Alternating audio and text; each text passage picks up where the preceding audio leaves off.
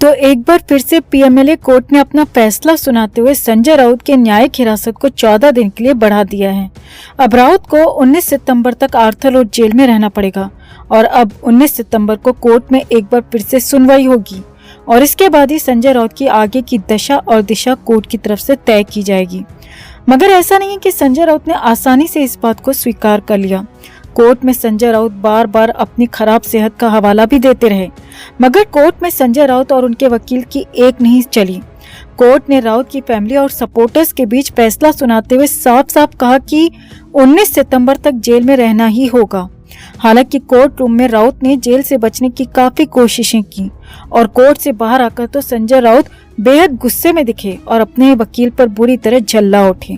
सैकड़ों की संख्या में मौजूद समर्थकों और मीडिया कर्मियों के सामने राउत ने अपने वकील को खरी खोटी भी सुनाई। तो आखिर ऐसी क्या खता कर बैठे वकील? आखिर क्यों राउत अपने ही वकील पर बिफर उठे, आपको बताते हैं सब।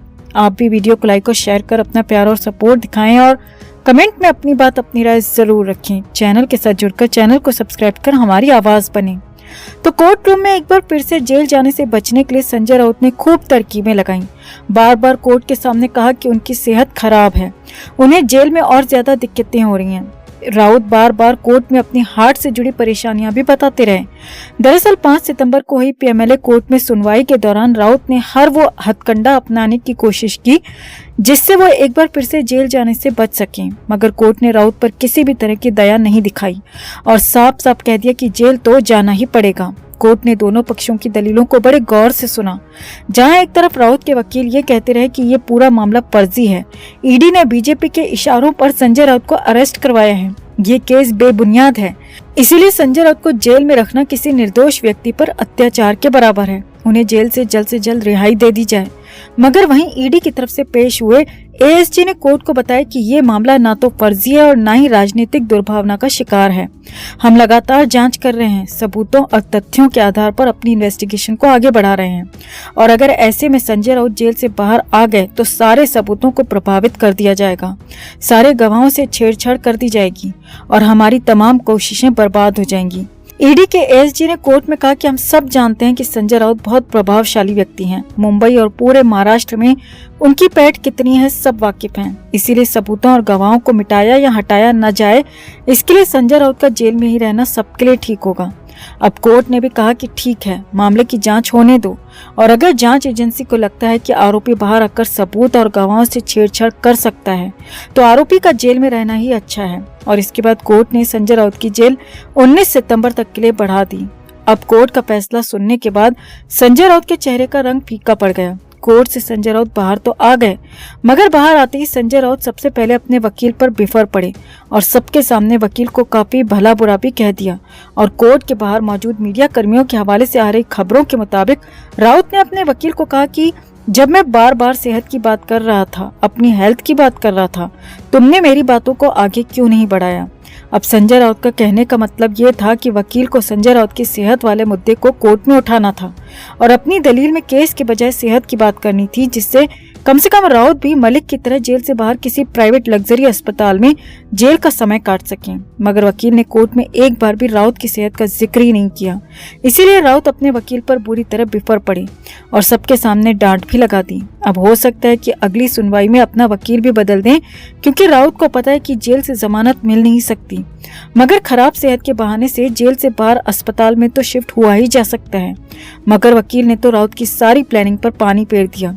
जो राउत पिछले 3-4 दिन में अपनी सेहत का गीत गा रहे थे, उनके ही वकील ने कोर्ट में एक बार फिर अपने क्लाइंट की फिजिकल कंडीशन की बात तक नहीं की, जिससे राउत बुरी तरह उखड़ गए और राउत का पारा हाई हो गया और वो भी सबके सामने राउत ने अपने वकील को खूब लताड़ा। हालांकि इसके बाद आर्थर जेल के अधीक्षक और मौजूदा पुलिसकर्मी राउत को अपने साथ गाड़ी में बिठाकर आर्थर रोड जेल ले गए।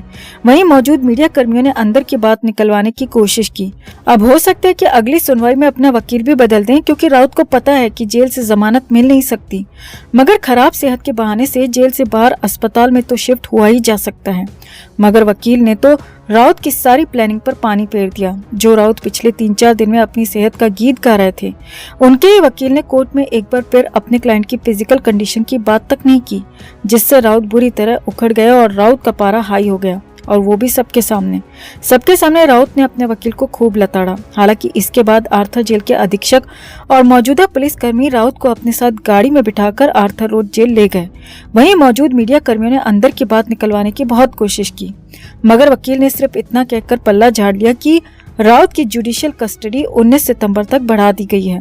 हम कोर्ट के फैसले की कॉपी को पहले रीड करेंगे और उसके बाद ही कुछ टिप्पणी करेंगे और उसके बाद ही कुछ आगे की कार्रवाई करेंगे। इसके अलावा वकील ने मीडिया के सामने कुछ भी कहने से साफ इनकार कर दिया। हालांकि मीडिया कर्मी बार बार पूछते रहे कि संजय राउत नाराज क्यों थे, संजय राउत इतने गुस्से में क्यों दिख रहे थे, मगर वकील ने इन बातों पर टिप्पणी करने से साफ इनकार कर दिया। तो आपको क्या लगता है कि आखिर राउत के गुस्से की असली वजह जेल का बढ़ जाना है या फिर सेहत के नाम पर जो प्लानिंग बनाई गई थी उसका फेल हो जाना है? आप भी अपनी बात, अपनी राय कमेंट में जरूर रखें और वीडियो को लाइक और शेयर कर अपना प्यार और सपोर्ट भी जरूर दिखाएं।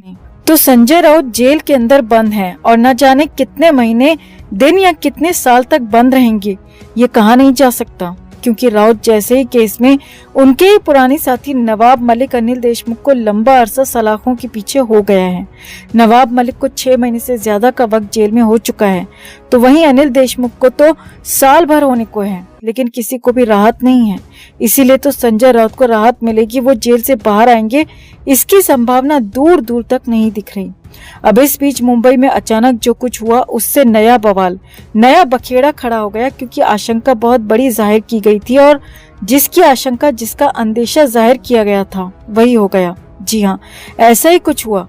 बीजेपी नेता किरीट सोमैया ने शक जाहिर किया था कि संजय राउत के करीबी और उनके बिजनेस पार्टनर सुजीत पाटकर देश छोड़ सकते हैं, फरार हो सकते हैं और इस पूरे गेम में संजय राउत की भी मिलीभगत हो सकती है।